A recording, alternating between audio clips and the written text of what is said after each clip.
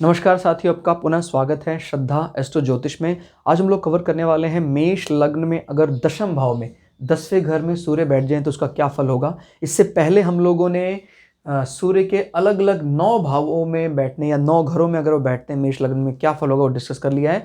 तो आप प्लेलिस्ट में जाएं, मेष लग्न के 12 भाव में सूर्य का फल, उसमें आप पूरा प्लेलिस्ट देखें आप शुरू से लेकर एंड तक, ताकि आपको ये समझ में आए कि सूर्य के अलग अलग घर में बैठने से क्या फल मिलता है। और एक बात और बताना चाहूँगा आपको कि ये हमने अभी शुरुआत की है बेसिक से, और हम इसको बहुत एडवांस लेवल तक लेकर जाएंगे, लेकिन जब तक बेसिक क्लियर नहीं होगा तब तक एडवांस समझ में नहीं आएगा। तो दोस्तों हम शुरुआत कर रहे हैं। सूर्य अगर हम कहते हैं 10वें घर में आ जाते हैं तो बहुत ज़्यादा बलशाली हो जाते हैं। यहाँ पर वो उनका जो मेन काम है, अब वो वहाँ पर जैसे पहले भाव में सूर्य बहुत अच्छा अपने आप को मानते हैं, इसी प्रकार से 10वें भाव में भी सूर्य अपने आप को बहुत अच्छा मानते हैं। पहले भाव में सूर्य उच्च के हो जाते हैं, 10वें भाव में भी सूर्य बहुत ज़्यादा कंफर्टेबल महसूस करते हैं। क्लियर हो गया। आपके जो भी प्लान ऑफ एक्शन है और जो भी आपके कह सकते हैं आपका कर्म क्षेत्र है, आपका जो जॉब प्रोफाइल है, स्टेटस है, वो बहुत हाई लेवल का होगा। सूर्य यहाँ पर हैं और वो यहाँ दृष्टिपात कर रहे हैं आपके घर को भी, आपके हाउस को भी, आपके वाहन को भी, आपके माता को भी। और क्योंकि ये कालपुरुष की कुंडली अगर मेष लग्न की बात करें तो ये चंद्रमा की है, और चंद्रमा अगर यहाँ सामने आ जाते हैं तो फिर सोने में सुहागा।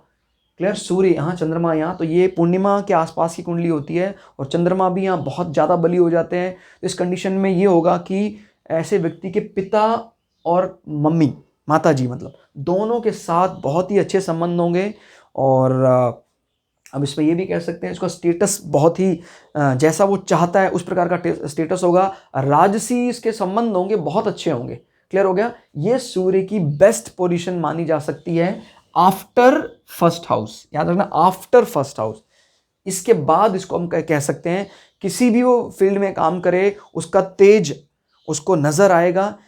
चाहे अब इसको ये तय करेंगे वो किस फील्ड में काम कर रहा है, वो तय करेंगे आपके 4th हाउस के स्वामी से और 4th हाउस में बैठे ग्रहों से। अब 4th हाउस का स्वामी चंद्रमा है, तो चंद्रमा का हमेशा मेष लग्न में उसके कर्म पे प्रभाव दिखेगा। यानी बिना चंद्र से संबंधित, बिना जैसे बात करें एंटरटेनमेंट की और कुछ इस प्रकार की चीज़ें जहाँ पर आनंद से संबंधित बातें हों, जलीय तत्व प्रधान हो, इसके बिना उसका कर्म नहीं चल पाएगा। क्लियर।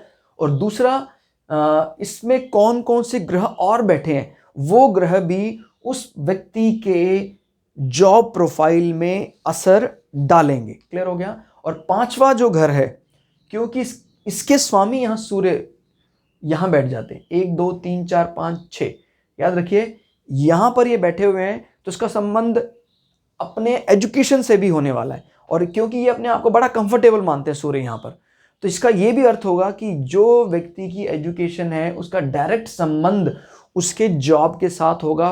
उसको तुरंत उसकी जॉब एक अच्छा स्टेटस दिला पाएगी। कई बार क्या होता है, जैसे यहाँ सूर्य का घर यहाँ है और वो बैठे हैं यहाँ पर, तो उस जॉब के लिए उसकी एजुकेशन सर्टिफिकेट या उसका एजुकेशन की वो डिग्री जिम्मेदार नहीं है।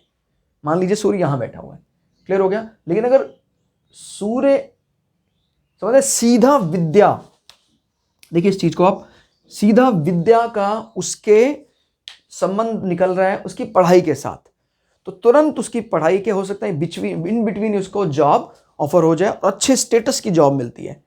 क्लियर हो गया ये। और अगर यहां पर कहीं मंगल भी बैठ जाए, तो मंगल और सूर्य अगर एक साथ बैठ जाए यहां पर, तो कमाल ही हो जाता है। कारण ये है कि मंगल इस घर में, माने मकर राशि में मंगल उच्च का फल देते हैं, बहुत ज्यादा कंफर्टेबल महसूस, यानी इतना ज्यादा वो अपने घर मेष में या वृश्चिक राशि में महसूस नहीं करते, इतना ज्यादा वो मकर राशि में। क्योंकि मकर राशि का मूल स्वभाव ही मैंने आपको बताया था, मकर लग्न और मकर राशि का स्वभाव मैंने आपको बताया था। प्लीज वो जाकर डिस्कस करें, उस चीज को ओपन करें प्लेलिस्ट को, और आप देखें कि मकर लग्न या मकर राशि का बेसिक नेचर ही जॉब ओरिएंटेड होता है। याद रखिए मैंने कहा है जॉब ओरिएंटेड, प्रॉफिट ओरिएंटेड नहीं। इनको मेन अपने स्टेटस से मतलब होता है। अब कुंभ की बात करते हैं, कुंभ लगन की, तो उनका स्टेटस से ज्यादा प्रॉफिट से मतलब होता है। तो इसी प्रकार से ये 2 ग्रह उसके स्टेटस के लिए जिम्मेदार हैं। और सूर्य और मंगल से ज़्यादा बड़ा स्टेटस कौन दे सकता है, ये आप समझ ही सकते हैं। तो इस प्रकार से हमने मेष लग्न में अगर सूर्य आ जाते हैं 10वें घर में तो क्या फल दे सकते हैं वो हमने डिस्कस किया। अगली वीडियो में हम लोग सूर्य के कुंभ राशि में या कहीं 11वें भाव में अगर आ जाते हैं तो क्या प्रभाव होगा वो डिस्कस करेंगे। तब तक के लिए जय हिंद, जय भारत, जय भृगु पराशरा, जय श्री शुक्राचार्य। धन्यवाद।